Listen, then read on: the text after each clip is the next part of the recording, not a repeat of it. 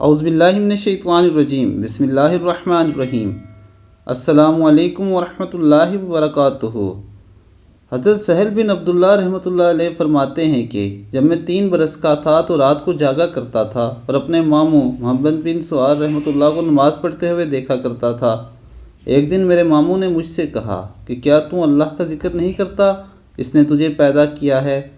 میں نے عرض کیا اس کا ذکر کیسے کروں؟ انہوں نے جواب دیا کہ جب تو سونے کے لیے لیٹے تو 3 بار یہ کلمہ دل ہی دل میں پڑھ لیا کر، اللہ معی، اللہ ناظر الیہ، اللہ شاہدی۔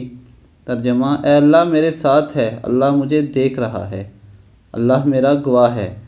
میں نے چند راتوں تک یہ ورد جاری رکھا اور اپنے ماموں کو اس کی اطلاع دی۔ انہوں نے فرمایا اب یہ کلمات 7 مرتبہ کہا کر۔ چند دنوں کے بعد 11 مرتبہ کہنے کے لیے کہا۔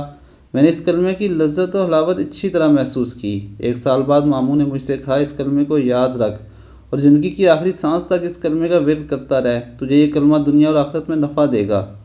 میں نے چند برس تک اس کا اہتمام کیا اور باطن میں اس کی حلاوت زیادہ پائی۔ ایک روز ماموں نے مجھ سے فرمایا اے سہل، جس شخص کے ساتھ اللہ ہو، جس کی طرف اللہ دیکھتا ہو، جس کا گواہ اللہ ہو، وہ اللہ کی معزت کر سکتا ہے، خبردار گناہ سے بچنا۔